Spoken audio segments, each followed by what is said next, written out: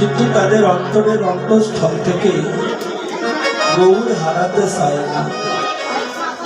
আর জগতে আমার মতো পামর পাষাণ্ড জানামা ভগবানকে হারাতে চাই, কিন্তু অর্থ সম্পদ বিন্দু মাত্র হারাতে চাই না। যার জন্যে আজকে আমাদের সমাজে এত দ্বন্দ্ব, ভাইয়ে ভাইয়ে দ্বন্দ্ব, স্বামী স্ত্রী দ্বন্দ্ব, পিতা পুত্রে দ্বন্দ্ব, সমাজ নিয়ে দ্বন্দ্ব।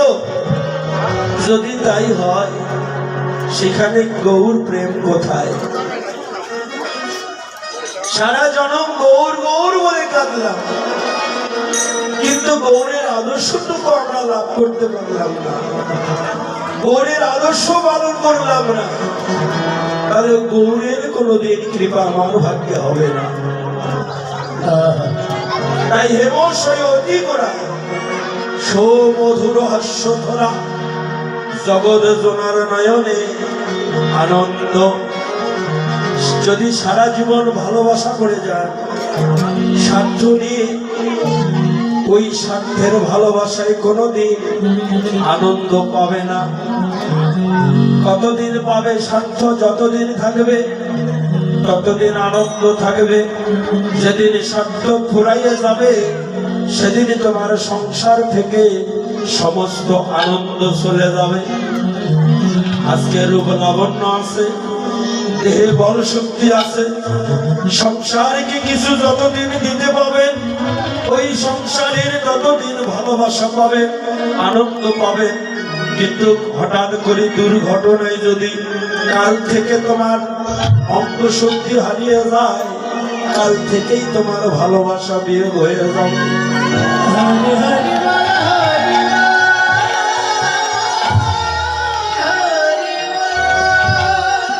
তাই বাবা, গৌর ভালোবাসায় লিপ্ত হতে গেলে স্বার্থবিহীন প্রেম শিখতে হয়। যে ভালোবাসার মাঝে কোনো স্বার্থ থাকে না, নিষ্কাম যাকে বলা হয়, অহৌতিকি যাকে বলা হয়, যে প্রেমের মাঝে কোনো হেতু থাকে না, মাধুর্য প্রেমে বলা হয়। মাধুর্য প্রেমের আদর্শ কেমন জানো? মাধুর্য প্রেম শুধু দিতে জানে, বিনিময় কিঞ্চিত দিতে জানে না। নিজেই নিজেকে প্রশ্ন করবেন, এমন করে জীবনে কাউকে ভালোবেসেছিলাম যে সারা জীবন শুধু দিয়েই গিয়ে যাব, তার কাছ থেকে বিনিময় কিছু নেব না, চাবো না? যদি কোনোদিন একজন এমন করে কাউকে ভালোবেসে থাকে, তারই কাছে কেবল নিত্য সুখ লাভ করতে পারবে।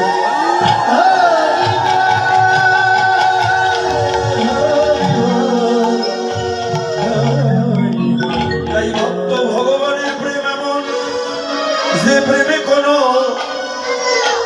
চাওয়া নেই, শুধু দেওয়া আছে। এমন যদি মাধুর্য প্রেমে লিপ্ত হয়ে কোন ভক্ত ভগবানের প্রতি আত্মনিবেদন করে ভগবানের দর্শনের জন্য জাগতিক জগতে যেদিকে তাকাবে, অনন্ত কোটি জীবের মাঝে তারা গৌর বদন দর্শন করিতে পাবে।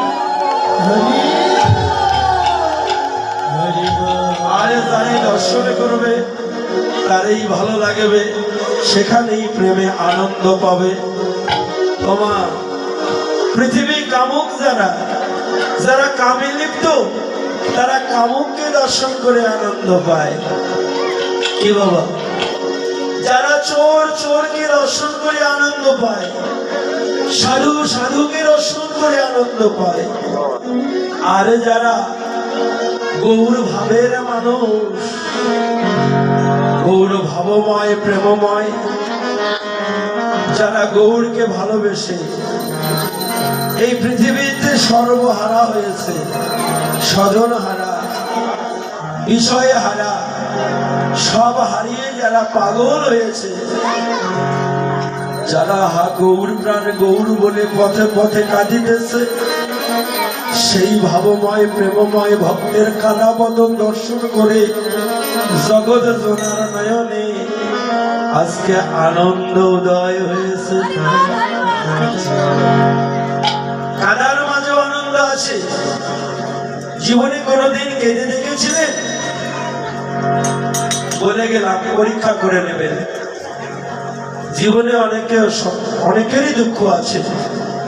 যখন দুঃখে দুঃখে দুঃখগুলো তোমাদের হৃদয়ে জমা হয়ে যাবে, দুঃখের অবসান নেই, তোমরা ঘরে প্রবেশ করবে, শত দুঃখ নেই, ওই ঘরে প্রবেশ করে ঘরের দরজা জানালা দিয়ে একটি বালিশ বক্ষে চেপে ধরে প্রাণ ভরে কাঁদবে। একা একা গোপনে গোপনে একটি বালিশ বক্ষে নিয়ে আকুল হয়ে কাঁদবে। কিছুক্ষণ কাঁদার পর দেখবে তুমি অনন্ত সুখ লাভ করবে। তাই এই কাঁদার মাঝে যে একটা আনন্দ আছে, এই আনন্দটা যারা লাভ করেছে তারা জগতে শুধু কাঁদতে চায়। বিষয় বাসনার সংসারে থেকে তারা তো কোনোদিন হাগৌর বলে কাঁদতে পারে না। তাই তো তারা বিষয় সংসার পরিত্যাগ করে স্বামী স্ত্রী ছেড়ে, স্ত্রী স্বামী ছেড়ে, পিতা মাতা সন্তান ছেড়ে, সন্তান পিতা মাতা ছেড়ে, যেখানে সাধুগুরু বৈষ্ণবের বাজার হয়, যেখানে গৌড়ের গুণগান কীর্তন হয়, সেখানে তারা পাগলের মতো ছুটে যায়। একটু গৌর গুণগান শ্রবণ করে দুটি নয়নের জলে বক্ষ প্লাবিত করে কাঁদবে বলে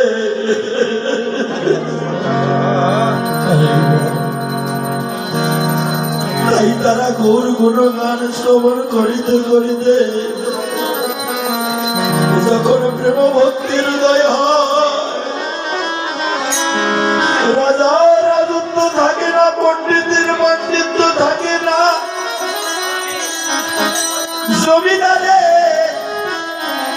জমিদারি থাকে না।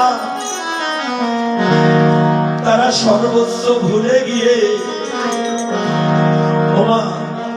যখন ভক্তির উদয় হয়, কোন মার সামনে যদি একজন সন্তান থাকে, ওই মার যদি ভক্তির উদয় হয়, কখনো কখনো মা কেঁদে কেঁদে আকুল হয়ে সন্তানের যুগল চরণ জড়িয়ে ধরে, পিতা পুত্রের চরণ জড়িয়ে ধরে। কোন রাজার সামনে যদি একজন ভিখারিও থাকে, ওই রাজার যদি ভক্তির হৃদয় হয়, ওই রাজা কেঁদে কেঁদে ভিখারিকে জড়িয়ে ধরে কেঁদে কেঁদে বলে, আয় আয় ভগত আমার মুখে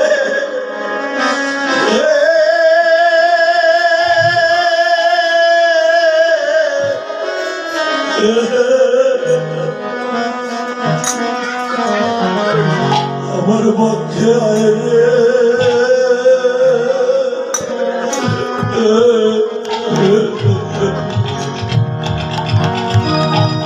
একবার আয়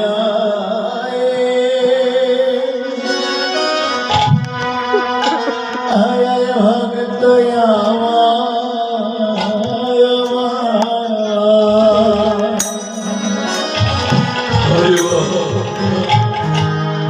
আমার পক্ষে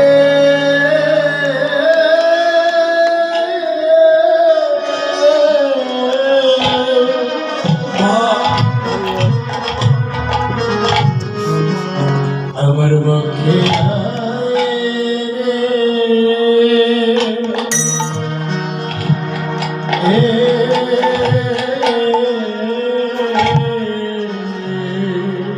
এই না তাপিনে পড়া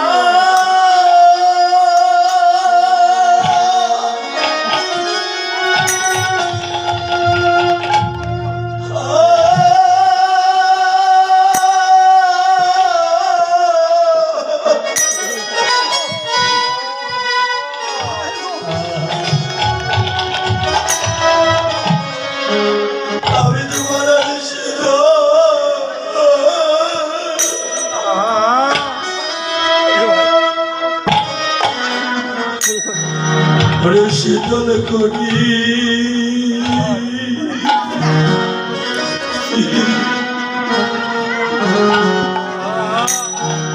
ভুলিয়া ভক্ত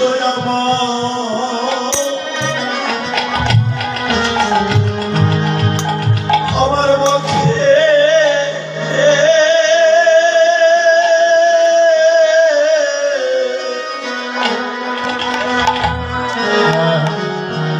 আমার মুখে আয়রে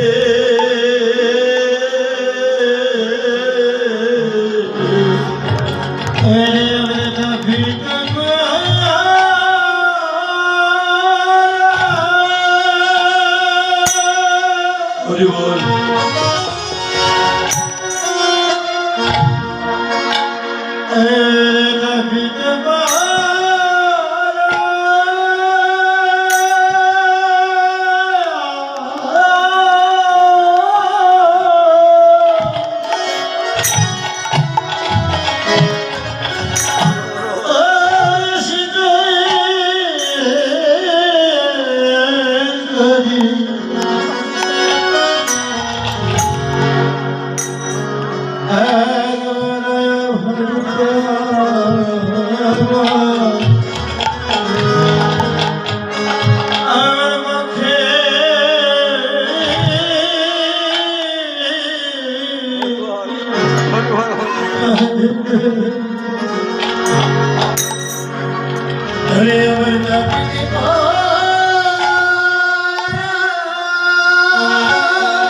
হরি বল হরি বল